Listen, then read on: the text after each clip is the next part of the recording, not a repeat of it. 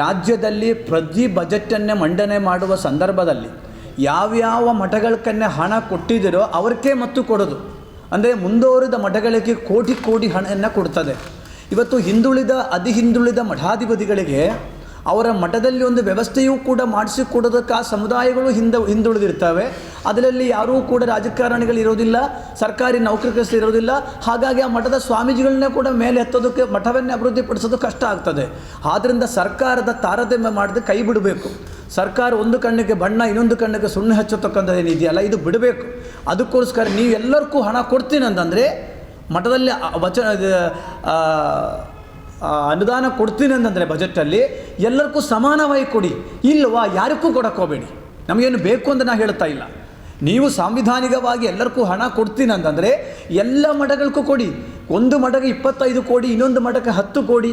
ಹಿಂದುಳಿದ ವರ್ಗದ ಸ್ವಾಮೀಜಿಗಳು ಹೋಗಿ ಒಂದು ಮನವಿ ಕೊಟ್ಟರೂ ಕೂಡ ನೀವು ಅದು ಪರಿಶೀಲನೆ ಮಾಡೋಕ್ಕೇನು ತಯಾರಿಲ್ಲ. ಮತ್ತು ಕಾಂಗ್ರೆಸ್ ಪಕ್ಷ ಈಗ 2.5 ವರ್ಷವಾಗಿ ರಾಜ್ಯದಲ್ಲಿ ಬಂದು ರಾಜ್ಯದಲ್ಲಿ ಅವರು ಸಮಾನತೆ ಮತ್ತು ಸಾಮಾಜಿಕ ನ್ಯಾಯದಲ್ಲಿ ಬಂದಿರತಕ್ಕಂಥ ಪಕ್ಷ ಅಂತ ನಾವು ಹೇಳುತ್ತೇವೆ.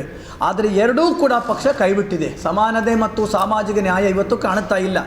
What is the meaning the ಸಾಮಾಜಿಕ ನ್ಯಾಯ ಏನದ, ಅದಕ್ಕೆ ಡೆಫಿನಿಷನ್ ಏನು ಅಂತ ನಮಗೆ ಅರ್ಥವಾಗ್ತಾ ಇಲ್ಲ. ಯಾಕಂದರೆ ಇವತ್ತು ಹೂಗಾರ ಸಮುದಾಯದಲ್ಲಿ ರಾಜಕಾರಣಿಗಳಿಲ್ಲ, ಕುಂಬಾರ ಸಮುದಾಯದಲ್ಲಿ ಇಲ್ಲ, ಮಡಿವಾಳ ಸಮುದಾಯದಲ್ಲಿ ಇಲ್ಲ, ಉಪ್ಪಾರ ಸಮುದಾಯದಲ್ಲಿ ಯಾರೋ ಕೇವಲ ಒಬ್ಬರೋ ಇಬ್ಬರೋ ಇರಬಹುದು, ಹಡಪಾದ ಸಮುದಾಯದಲ್ಲಿ ಇಲ್ಲ. ಸೊ ಈ ಸಮುದಾಯಗಳು ಮೈನ್ಯೂಟ್ ಸಮುದಾಯಗಳಾಗಿದ್ದರಿಂದ ಅವರಿಗೆ ಮತಸಂಖ್ಯೆಗಳು ಜನಸಂಖ್ಯೆಗಳು ಕಮ್ಮಿ ಆಗಿದ್ದರಿಂದ ಅವರಿಗೆ ವಿಧಾನಸಭೆಗೆ ಹೋಗಬೇಡ, ಪಾರ್ಲಿಮೆಂಟಿಗೆ ಹೋಗಬೇಡ, ಸ್ಥಳೀಯ ಚುನಾವಣೆಗೆ ಹೋಗಬೇಡ ಅಂತಕ್ಕಂಥದ್ದು ಇದು ಕಾನೂನು ಬಾಹಿರ, ಅಂಬೇಡ್ಕರ್ ಅವರ ಕನಸಿನ ವಿರುದ್ಧ ಇದು. ಅದಕ್ಕೆ ನಾವು ಮೂರೂ ಪಕ್ಷದ ರಾಷ್ಟ್ರೀಯ ನಾಯಕರುಗಳನ್ನು ರಾಜ್ಯ ನಾಯಕರು ಭೇಟಿ ಮಾಡಿ ನನ್ನ ಪಾದಯಾತ್ರೆಯ ಅನಂತರ ಅವ್ರಿಗೆ ತಿಳಿಸಲಿದೆ. ಎಲ್ಲ ಸಮುದಾಯಗಳಿಗೂ ಒಂದೊಂದು ಸ್ಥಾನಮಾನ ಕೊಡಿ. ಆವಾಗ ಬಸವಣ್ಣನವರ ಕನಸು, ಅಂಬೇಡ್ಕರ್ ಅವರ ಕನಸನ್ನು ನೆನಸಾಗುತ್ತೆ ಅಂತಕ್ಕಂಥದ್ದು ನಾವು ಹೇಳಬಹುದು. ಆದ್ದರಿಂದ ಇದು ಬಹಳ ದೊಡ್ಡ ಅನ್ಯಾಯವನ್ನು ಮಾಡ್ತಾ ಇದ್ದೀರಿ.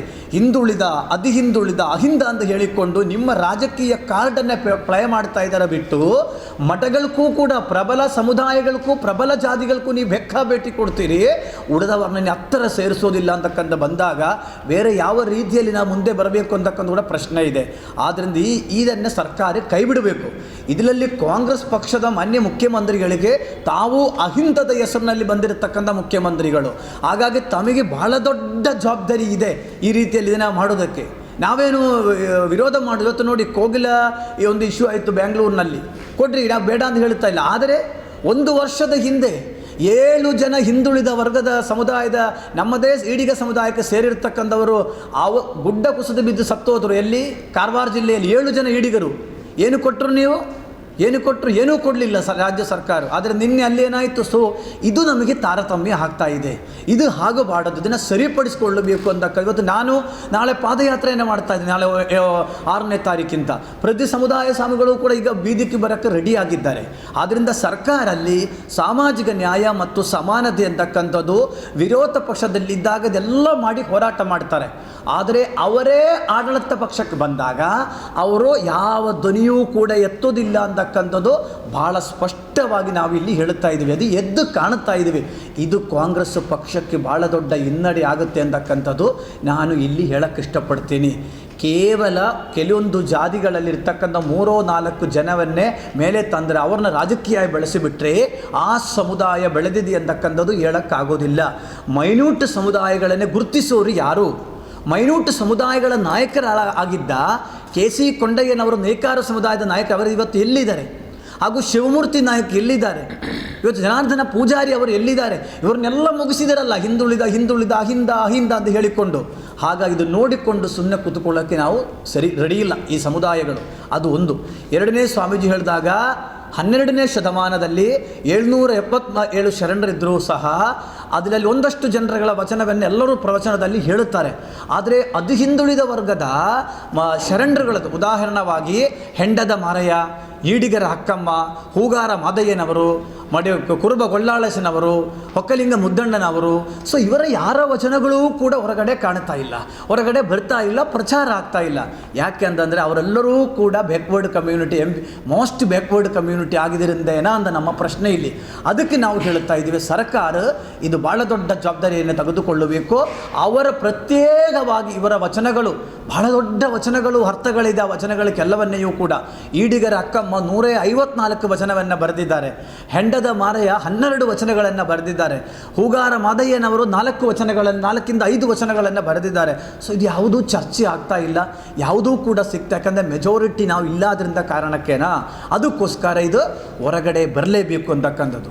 ಮತ್ತು ನಮ್ಮ ಸಮುದಾಯ, ನಮ್ಮ ಕೇಸರಿ ಬಟ್ಟೆ ಹಾಕಿಕೊಂಡ ಕೆಲವೊಬ್ಬ ಸ್ವಾಮೀಜಿಗಳು ಸನಾತನ ಹಿಂದೂ ಧರ್ಮದ ನಾವೆಲ್ಲ ನಂಬಿರತಕ್ಕಂಥ ದೇವಾನುದೇವರುಗಳನ್ನೇ ಸಾರ್ವಜನಿಕ ಸಭೆಗಳಲ್ಲಿ ಭಾಳ ಹೀನಾಯವಾಗಿ ನಿಂದಿಸಿರುವುದು ಸುಮಾರು ವರ್ಷಗಳಾಗಿ ಬಂದಿದೆ. ಅವರ ಹೊಟ್ಟೆಪಾಡಾಗಿದೆ ಅದು. ಆದರೆ ನಾವು ಅವ್ರಿಗೆ ಎಚ್ಚರಿಕೆಯನ್ನು ಕೊಡ್ತಾ ಇದ್ದೇನೆ. ನಾವೆಲ್ಲ ಸನಾತನ ಧರ್ಮ ವಿಶ್ವಾಸಿಗಳೇ, ಅದು ಹಿಂದುಳಿದವರೇನು ಬೇರೆ ಕಡೆಯಿಂದ ಬಂದಿಲ್ಲ. ನಾವೆಲ್ಲ ಪೂಜಾ ಪುನಸ್ಕಾರ ದೇವರುಗಳಿಗೆ ನಿಜವಾದ ರೀತಿಯಲ್ಲಿ ಆತ್ಮಸಮರ್ಪಣ ಪೂಜೆ ಮಾಡತಕ್ಕಂಥ ಸಮುದಾಯಗಳೆಲ್ಲರೂ ಕೂಡ ಅದೇ ದೇವರುಗಳನ್ನೇ ನೀವು ಯಾವನ್ನೇ ಓಲೈಸೋಕ್ಕೋಸ್ಕರ ಮಾಡಿದರೆ, ನೀವಿಷ್ಟು ವರ್ಷದಿಂದ ಏನೇನು ಮಾಡಿಕೊಂಡು ಬಂದಿದ್ದೀರಿ, ಭಾಷಣ ಮಾಡಿಕೊಂಡು ಬಂದಿದ್ದೀರಿ, ಎಲ್ಲ ವಿಡಿಯೋ ಕ್ಲಿಪ್ಸ್ಗಳು ತೆಗೆದಿಟ್ಟಿದ್ದೀನಿ.